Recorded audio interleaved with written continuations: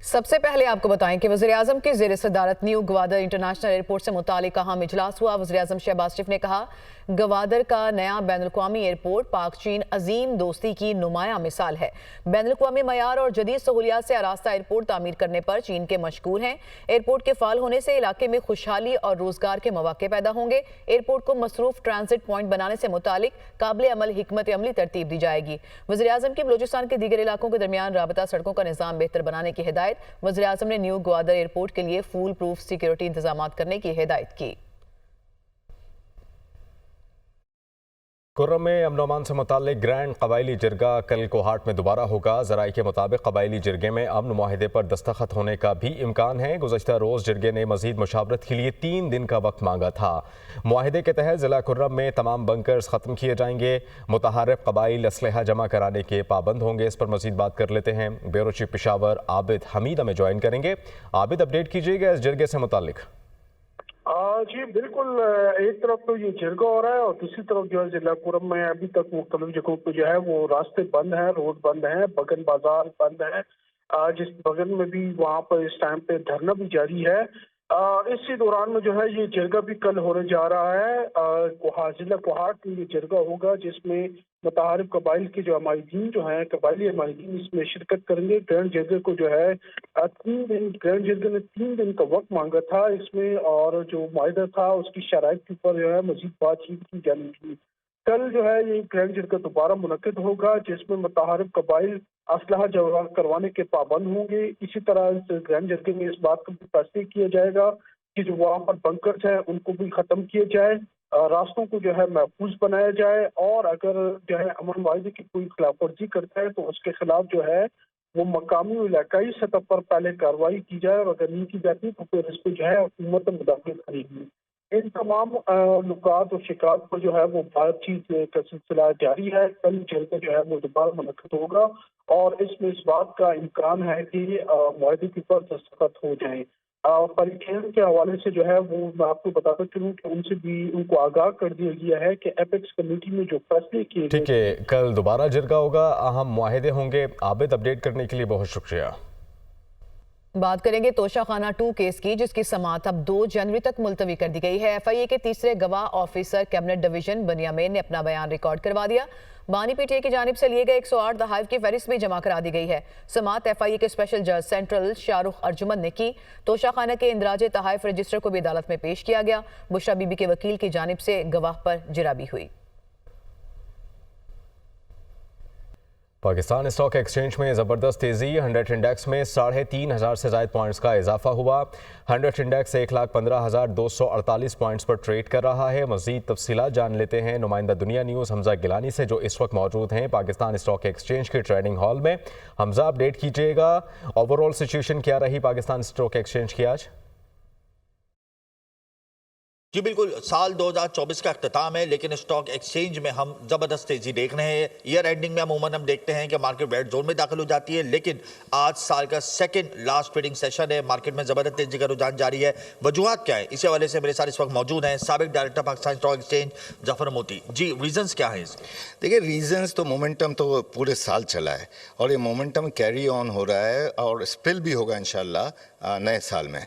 अब ये है कि जब ये साल का ये आखिरी दिन थे और फंड मैनेजर जो फॉरेन फंड्स हैं वो चले जाते हैं, और कई तो अभी तक एक्टिव नहीं हुए क्योंकि हमारा जो क्रेडिट रेटिंग है वो सी है, अभी तक बी भी नहीं हुआ है। IMF की अब जो आएगी किस्त उसमें इंशाल्लाह अच्छी खबर होगी।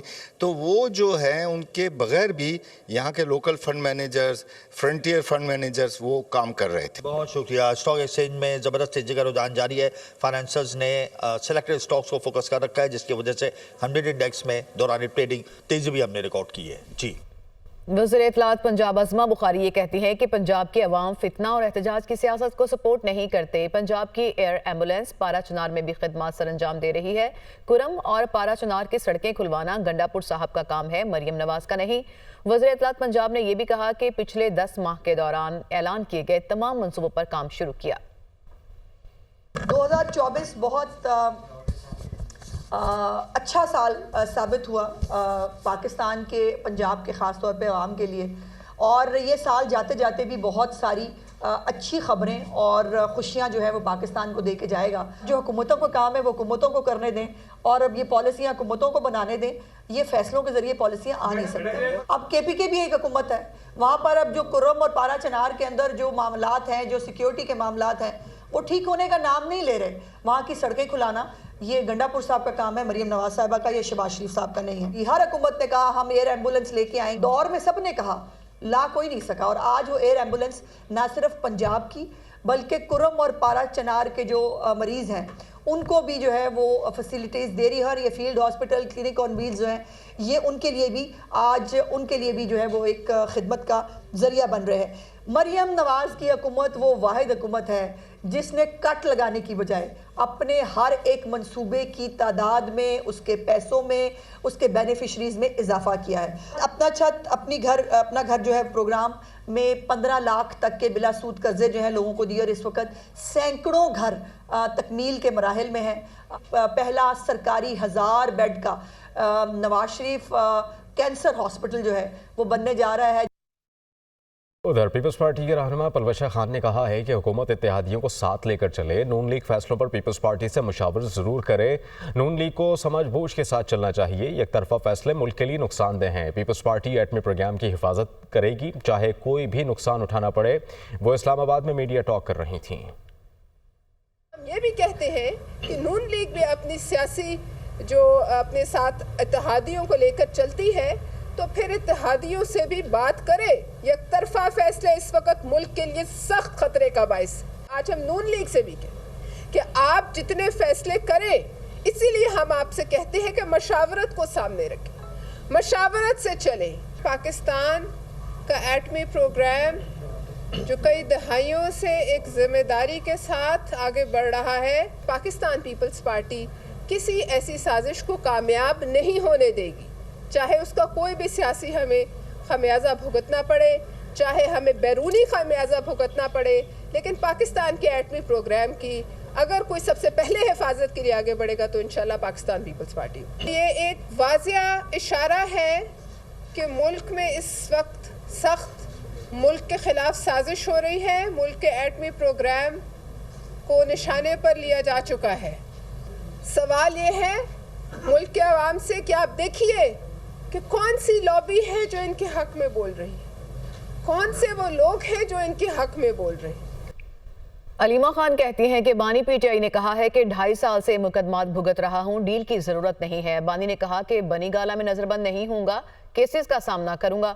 बानी कहते हैं कि जुडिशल कमीशन बनाए, 9 मई और 26 नवंबर की तहकीकात कराएं और बेगुनाह लोगों को रिहा किया जाए।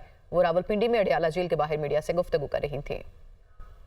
जो मैं 1.5 साल से 2-2.5 साल से अपने केसेस का सामना कर रहा हूँ, जो मैंने जेल काटी है 1.5 साल, मुझे क्या ज़रूरत है कि मैं किसी के साथ डील करके निकलूँ। मैं अपने केसेस का सामना करूँगा, चाहे वो यहाँ पे हो इस जो जेल कोर्ट में, और चाहे ट्रायल कोर्ट में हो या जाकर हाई कोर्ट में हो। बाकी जो केसेस हैं इमरान खान के, वो आपको पता है 9 मई से उनका ताल्लुक़ है और उनका ताल्लुक़ है 26 नवंबर से। उन्होंने कहा जुडिशल कमीशन बनाए सुप्रीम कोर्ट के 3 सीनियर मोस्ट जजेस से, वो इसकी तहकीकात करेंगे और ये बेगुनाह लोग जो आपने जेलों में भरे हुए इनको रिहा करें।